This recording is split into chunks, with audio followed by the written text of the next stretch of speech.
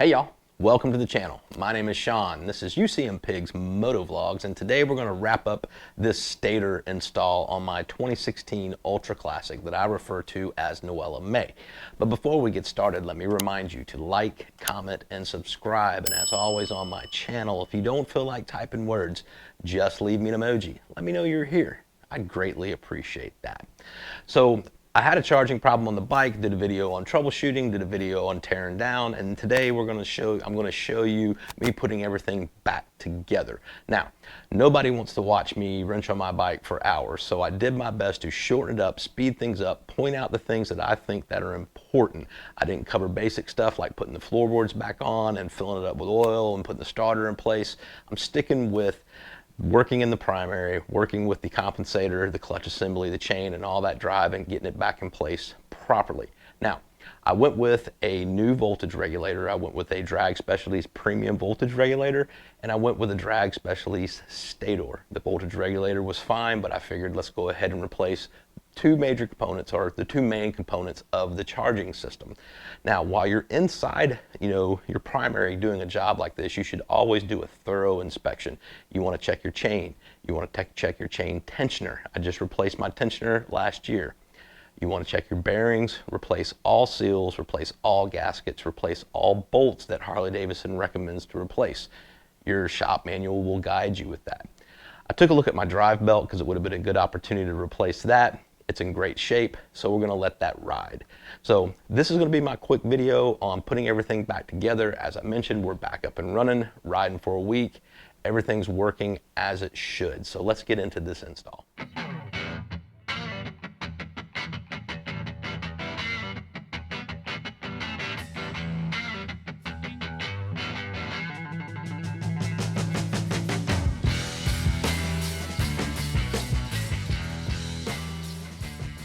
All right, so now that we've got the Stator in place, we're gonna start reassembling the primary, and that's what we're getting ready to get into now. We're gonna go ahead and take the seal out and replace the new seal.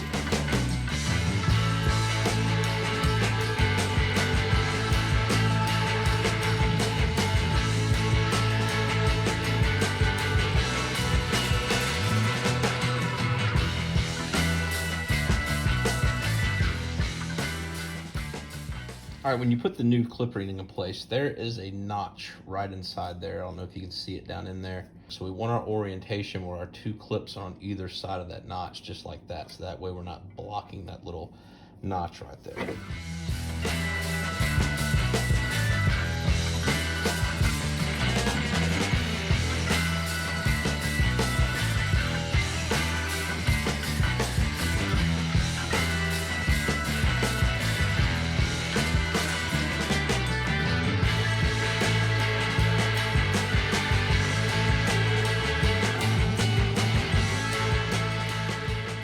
All right, so we're gonna go ahead and put the Stator rotor back in place. It is magnetized, so it's gonna jump in there pretty quickly.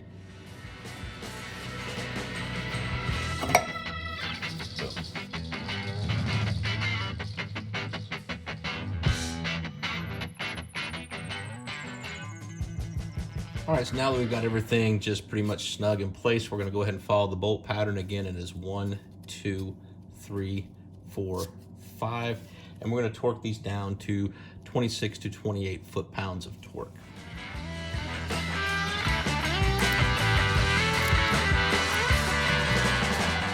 All right, so now that we've got the starter back in place, we're ready to start assembling the clutch and the compensator here inside the primary. So this is the compensator diagram. So it gives us a breakdown of how everything goes in the order it goes in, because we've got several pieces here on the compensator.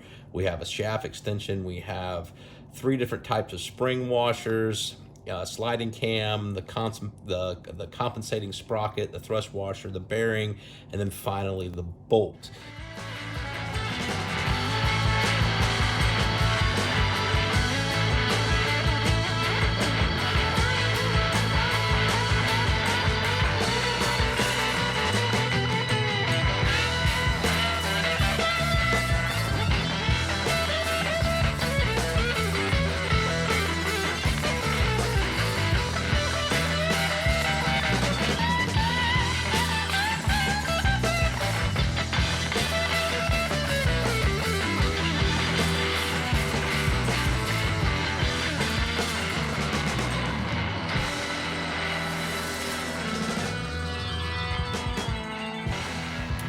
comes to tightening these bolts, you want to make sure you're using your shop manual and getting your torque settings. So for this compensator bolt, the first torque is going to be 100 foot-pounds, and then we're going to go back for a second torque for 175 foot-pounds.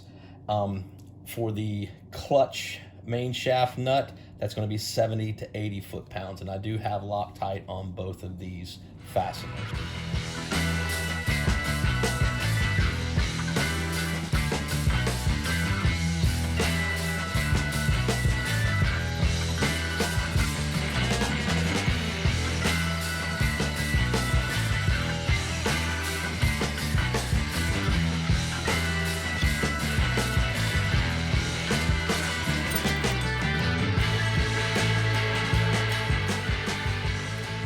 All right, so now we're going to be putting in place our primary chain tensioner. Again, this is the auto tensioner.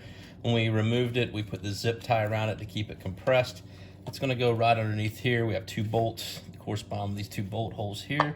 So we'll just slip it right up inside there, get it kind of lined up, and take our bolts, apply a little thread lock, and put those in. Now these are going to be torqued down to 21 to 24 foot-pounds.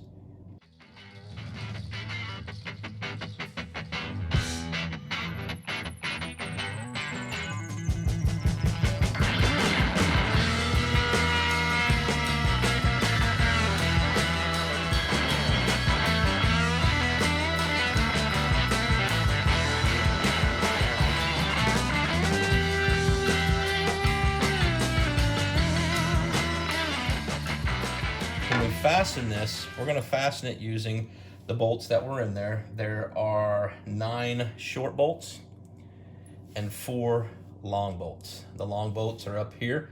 So the long bolts are 1, 2, 3, 4, and then the rest are your short bolts. There is a sequence here right out of the shop manual. It gives you the diagram with the sequence, which will be following that sequence. And we want to make sure we use a little bit of blue Loctite, and we torque these down to 12 to 13 foot-pounds of torque.